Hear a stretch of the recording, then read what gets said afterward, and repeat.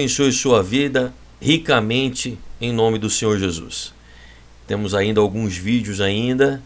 Eu sei que você está firme e forte. Parabéns você que é perseverante, porque a igreja de Apocalipse, ela precisa ser perseverante para poder chegar até o fim. E sempre aquele que chega até o fim tem recompensa. E eu quero dizer que a recompensa do Senhor já está sobre a sua vida, em nome do Senhor Jesus. E este ano é o ano das portas abertas. Então eu quero te dizer que o Senhor tem dado uma porta aberta diante de você. E diante desta porta, ninguém pode fechar. Em nome do Senhor Jesus, eu creio nisso. Eu sei que o Senhor está nesse negócio e vai abençoar muito a sua vida. Então eu quero pedir que você venha compartilhar o vídeo. Pega esse dedinho lindo seu aqui, ó. Esse lindo dedinho. E pega e coloca lá em compartilhar e copia o link e manda para os grupos do WhatsApp, tá bom? Envia aí para os grupos. Se você ainda não se inscreveu no nosso canal, se inscreva aí que estamos na fé dos vencedores, tá bom? Então, hoje nós vamos falar a respeito do espírito de temor na cidade de Éfeso, a igreja de Éfeso. Vamos falar um pouquinho a respeito desta igreja, né? A cidade de Éfeso, ela era uma cidade portuária, né? Ou seja, o mar chegava até ela. Hoje o mar está a 4 quilômetros de distância dela, né? Por causa do assoreamento e outras mudanças, né? Ao longo de 2000 anos, o mar se afastou dela 4 quilômetros. Mas na época de Paulo, foi uma importante cidade que tinha 250 mil habitantes, né? Paulo foi o que começou a igreja lá, e João também foi o pastor dessa igreja, e realmente aí foi uma bênção. Esta igreja, ela é citada em várias cartas, inclusive a carta a Timóteo fala justamente da igreja de Éfeso. Por quê? Porque Timóteo também era pastor de Éfeso, né? Era uma bênção. Então Paulo passou na sua segunda viagem por lá, mas não ficou muito tempo. Deixou alguns discípulos, encontrou outros discípulos de João Batista, né, os batizando para que eles recebessem o Espírito Santo. E depois, na sua terceira viagem, sim, ele ficou em Éfeso 2 anos. E realmente ele fez um trabalho maravilhoso, que até no final desses 2 anos, quando ele se despediu da cidade, então a cidade inteira, ou melhor, a igreja inteira foi para o porto, e aí teve um culto ali, teve algo maravilhoso acontecendo ali. Então você pode entender melhor sobre a igreja de Éfeso lendo o livro de Atos, capítulo 18 e capítulo 19 também. Então Paulo, chegando nessa cidade, ele pregou 3 meses na sinagoga, como era de costume. Sempre quando Paulo chegava em uma cidade, ele pedia para falar na sinagoga. Então ele pegava os livros da lei e mostrava as profecias comparando a Cristo. E fazia milagres e maravilhas. Porém, depois de 3 meses, alguns judeus não suportaram mais ver ele lá falando de Jesus. E resolveram então colocar ele para fora, né? E ele foi para fora. E também muitos dos que seguiam a Paulo foi para fora também. E ele continuou a pregar em um teatro da cidade, em um teatro muito grande ali na cidade. Mas houve um avivamento. Nesta cidade houve um avivamento, onde você pode ler lá no livro de Atos, capítulo 19, que as pessoas se convertiam porque era uma cidade muito idólatra, era uma cidade voltada para o ocultismo, e havia livros de magias voltadas para o ocultismo, não apenas dos deuses da cidade que havia lá, mas eles adoravam vários deuses. Então a Bíblia diz que na praça eles levavam os livros e queimavam. É por isso que hoje, quando uma pessoa se converte, nós também destruímos toda a idolatria, toda a parte de magia, nós também destruímos, assim como o apóstolo Paulo pediu para que se destruísse, né? Todas as artes mágicas, todos os livros, todos os equipamentos mágicos, né, foram destruídos. Então houve um avivamento tremendo, extraordinário, porque Deus fazia maravilhas através da vida de Paulo. E era tanta gente, e Paulo também estava começando o ministério, estava trabalhando para não ser pesado para as pessoas, né? Ainda não havia uma igreja formada, era tanta gente que precisava de Paulo, porque afinal de contas, 250 mil pessoas, hoje já é uma cidade aí de porte médio, né? Na nossa região, ou mesmo no Brasil, é uma cidade de porte médio, 250 mil pessoas, é uma cidade consideravelmente grande, né? Não é pequena, pequena abaixo de 100 mil, mas acima de 100 mil ela já começa a incorporar. Então agora você imagina naquela época, sem celular, sem telefone, sem carro, o tamanho desta cidade, muito grande, com certeza era uma cidade muito grande, não havia prédio, só havia casas. Então o Paulo não conseguia se deslocar para um lugar para o outro, mesmo a cavalo, era muita gente. Então o que ele fazia? Né? Ele começava a dar pedaços da sua roupa, e as pessoas levavam e colocavam sobre os enfermos e sobre os endemoniados, e eles eram curados pelo pedaço da roupa de Paulo, que havia unção até mesmo na roupa de Paulo. É isso que o Espírito Santo tem para nós.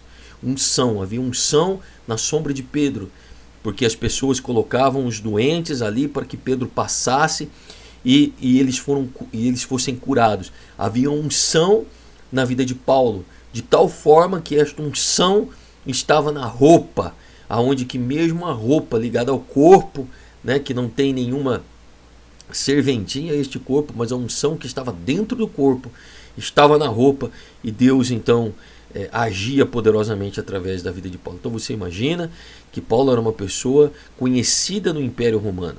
Aonde ele passava, Deus fazia milagres e maravilhas, mas em Éfeso particularmente há relatos de coisas maravilhosas que Deus fazia através da vida de Paulo. Inclusive, lá também houve alguns problemas, porque ele mudou a religião da cidade, né? As pessoas que trabalhavam com adivinhação, elas começaram a ficar sem comércio, porque a Bíblia diz que aquela cidade ela vivia do comércio da idolatria, do comércio do ocultismo. Então você imagina, hoje na nossa cidade, né, um monte de capelinha, e as pessoas indo lá e comprando santos e comprando as coisas, e na outra esquina tá ali a cigana que lê a mão, e na outra esquina tá o tarô, e na outra esquina aquela mulher com a bola de cristal, e na outra esquina a pessoa que joga búzios, e na outra esquina a pessoa que lê cartas, e na outra esquina, imagina uma cidade assim, aqui na nossa cidade, na cidade que você mora, imagina assim, Éfeso era assim, era uma mistura de religião, e as pessoas comprando, adquirindo esses produtos, adquirindo essas coisas e comprando imagens da deusa Diana, imagem de Artemis, imagem de Zeus, comprando. O que acontece, o que aconteceria, o que iria acontecer então? A partir daquele momento, o que iria acontecer? A cidade teria sua economia travada, porque agora nenhum desses faziam milagres, mas através da vida de Paulo, Deus levantava paralíticos, Deus abria os olhos dos cegos, ele abria os ouvidos dos surdos, ele fazia mudos falar, ele mudava a vida das pessoas, ele testemunhava de Jesus. Então a cidade começou a ter problema, e esses comerciantes, esses empresários, esses industriais do ramo do bronze, do ramo do cobre, do ramo da idolatria, começou a criar problema com o imperador. Por quê? Porque também o imperador começou a ter problema, porque o imperador era proclamado como senhor. Então César é senhor de Éfeso. Porém, agora vem Paulo e diz que Jesus Cristo é o Senhor, e que todo joelho se dobrará e toda língua confessará que Jesus Cristo é o Senhor. Então nós vemos Éfeso com uma grande autoridade da parte de Deus na vida de Paulo. No entanto, que se você lê o livro aos Efésios, então você vai ver que Éfeso é um livro espiritual, é um livro profundo, é um livro que trata das bênçãos das regiões celestiais, né? Há de se dizer que ele é um livro tão inspirado quanto Romanos. Então essa igreja ela cresceu de forma extraordinária, que até mesmo o apóstolo João foi pastorear esta igreja. Provavelmente ela se tornou o centro das igrejas da Ásia Menor daquela época, das 7 igrejas, né, que Jesus falou tanto ali. Então esta cidade era uma cidade maravilhosa. No entanto que, quando o apóstolo João estava lá, conta a tradição, não conta não conta a Bíblia, mas essa história está na tradição, que se fazia no templo, se eu não me engano aqui, no templo de Diana, era isso mesmo, no templo de Diana se fazia então adorações num caldeirão de azeite. E aí o imperador mandou colocar bastante azeite num caldeirão e esquentar até esse azeite borbulhar e colocar o apóstolo João lá dentro. O apóstolo João. Só que a tradição conta que o azeite não queimou, só hidratou o João, não queimou. João não conseguia ser assassinado, ninguém conseguia matar João. Por quê? Porque o Senhor Jesus disse lá atrás que ele morreria de morte natural. Então, o imperador mandou isolar ele e os discípulos dele na ilha de Patmos. Por isso que ele foi para a ilha de Patmos, porque ninguém conseguia matar João. Então ele saiu de Éfeso e foi para Patmos. Só que chegando lá em Patmos, o céu se abriu diante de João e veio a glória de Deus e veio a revelação do Apocalipse, que é o que estamos estudando aqui. Então Deus age de maneira maravilhosa e na cidade de Éfeso foi maravilhoso. Que venha esse avivamento sobre este Brasil, sobre este mundo, neste último tempo, nesta última hora, que as trombetas estão para tocar, que venha este avivamento, que Deus levante homens como Paulo, cheio de unção, que até a sua roupa possa curar, até a sua roupa possa abençoar a vida das pessoas, em nome do Senhor Jesus. Então, começa a história assim, ou melhor, começa o texto assim. E ao anjo da igreja em Éfeso, a carta que Jesus estava citando para o apóstolo João, e João escrevendo. Eis que diz aquele que tem as 7 estrelas na mão direita e anda entre os 7 candelabros de ouro. Ora, por que Jesus andava sobre os 7 candelabros de ouro? Você já aprendeu nos outros vídeos. Se você não aprendeu, você volta lá e assiste os outros vídeos para que você possa aprender. Os 7 candelabros, que são 7 luminárias, cada luminária que você já deve ter visto, a menorá, com 7 braços, em cima de cada uma delas uma lâmpada. Essa lâmpada não é a lâmpada que nós conhecemos, mas é um reservatório de azeite, onde se era colocado o azeite com um pavio, e aí então se acendia aquele pavio e essas lâmpadas iluminavam. O que eu quero passar para você é que o Senhor Jesus andava sobre 7 castiçais, eles eram grandes, provavelmente quase do tamanho do Senhor Jesus. Grandes, havia 7 de ouro. Esses castiçais representam a igreja do Senhor Jesus. Então, por que Jesus andava sobre aqueles 7 castiçais? Porque ele estava observando e estava cuidando. Porque os castiçais precisam de cuidado. No entanto que o sacerdote entrava no Santos dos Santos todos os dias para manter o candelabro que existia no Santo dos Santos, juntamente com a arca, juntamente com a mesa dos pães da preposição. Existia também um candelabro que era para iluminar a tenda, e então ele constantemente, o sumo sacerdote, cuidava do candelabro para que ele se mantivesse aceso. Por quê? Porque era necessário encher o reservatório de azeite constantemente, era necessário manter o pavio aceso, não podia se apagar, era necessário que ficasse aceso constantemente. Então o Senhor Jesus, como sumo sacerdote, como aquele que está na presença de Deus, como aquele que é o próprio sacrifício, então ele anda no meio dos castiçais, que representa a igreja, cuidando. Cuidando para quê? Cuidando para que ela não se apague. Colocando mais do seu Espírito Santo, porque é ele quem dá o Espírito sem medida. Porque o Espírito Santo é que nos capacita a ser luz para o mundo. É o Espírito Santo que capacita você a ser luz. Então ele está cuidando dos candelabros, colocando o azeite para capacitar você a ser luz no meio das trevas.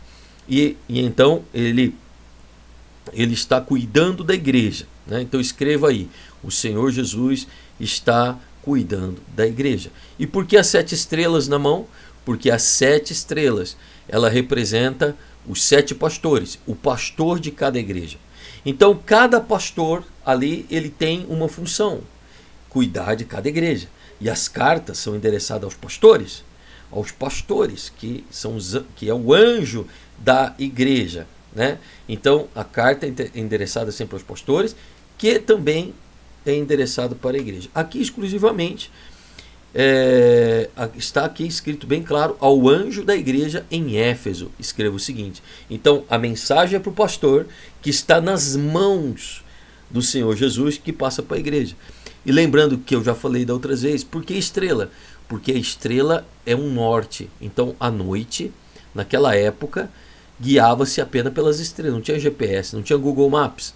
Eles olhavam para o céu. Era por isso que as viagens eram feitas quando o céu estava com um tempo aberto, para que as pessoas pudessem ver as estrelas e caminhar por elas. Então, muito interessante que o Senhor Jesus fala que os pastores estão na mão dele, mesmo que a igreja tenha coisas a ser feita, mas o pastor sempre está na mão do Senhor Jesus. E aqui ele continua dizendo: conheço as suas obras, o seu trabalho árduo e a sua perseverança. Então, 3 coisas que ele fala aqui: obras, trabalho árduo e perseverança. O que são obras? Obras são os feitos da igreja para a sociedade. São os feitos da igreja para alcançar almas. São os feitos da igreja para a própria igreja. Então Jesus está elogiando esta igreja e dizendo: conheço as tuas obras. Eu sei o que você faz. Conheço o seu trabalho árduo, ou seja, eu sei que tudo que você faz, você soa a camisa. Você gasta dinheiro. Você se desgasta. Você desgasta a sua vida. Desgasta a sua juventude, né? Seus cabelos ficam brancos, porque eu sei que o seu trabalho é árduo. E conheço também a sua perseverança, ou seja, eu sei que você está perseverando. Então, eu quero dizer algo para você em nome de Jesus. O Senhor conhece o teu caminho. Ele sabe o quanto você persevera, o quanto você realmente trabalha arduamente para fazer a vontade dele. E ele sabe também as tuas obras, ou seja, ele sabe o que você faz. Então não pense que o Senhor te contempla para te acusar. Não pense que o Senhor te contempla para negar o perdão. Não pense que o Senhor te contempla para medir você. Não, o Senhor te contempla. Por que que ele te observa? Ele está colocando óleo para que você brilhe. Então escreve aí: o Senhor está colocando óleo para que eu brilhe, para que eu brilhe, para que eu ilumine. Escreva aí: eu sou a luz. Escreva: eu sou a luz, eu sou a luz. Então você é a luz. E quando você tem luz, você persevera, você trabalha arduamente, você abre o teu coração, você faz as coisas acontecerem. Então quero dizer algo importante para você agora, em nome do Senhor Jesus Cristo. O Senhor te conhece. O Senhor te conhece e Ele cuida de você em todos os detalhes. Não tenha medo, porque Ele está passeando no meio dos 7 castiçais. Ou seja, Ele está observando a sua vida e cuidando de você, para que a sua luz não se apague. Ele não está vendo se está apagado. Ele está cuidando para que ela não se apague. Amém? Então vamos estar orando neste momento. Nós temos mais alguns vídeos e nós vamos nos dedicar a respeito desta igreja. Vamos orar para que você seja cheio. Esta igreja, ela recebia o espírito de temor, porque ela precisava ter uma mudança dentro dela. Você vai ver que não é só elogio, também tem repreensão. Mas toda repreensão é para o crescimento. Amém? Vamos orar? Grande Deus e eterno Pai, Pai de nosso Senhor Jesus Cristo, nós oramos a Ti, assim como o Senhor anda no meio dos 7 castiçais, o Senhor também visita esta pessoa, o Senhor anda no meio de nós.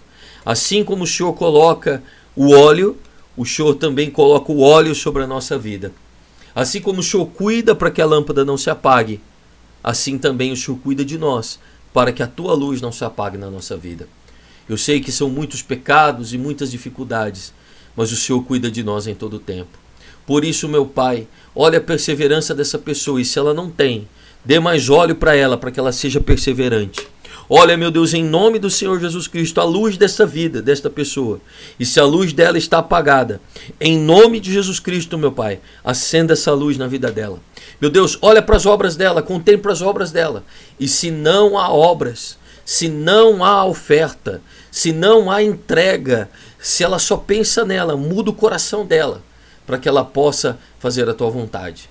Meu Deus, transforma este coração, para que ela possa estar diante de ti. É isso que eu entrego agora. Te abençoo e peço que o Senhor guarde esta vida. Em nome do Senhor Jesus Cristo. Amém e amém, Jesus. Amém? Então, amanhã estamos de volta. Não esqueça de curtir e compartilhar. Dá o seu like aí. Graça e paz.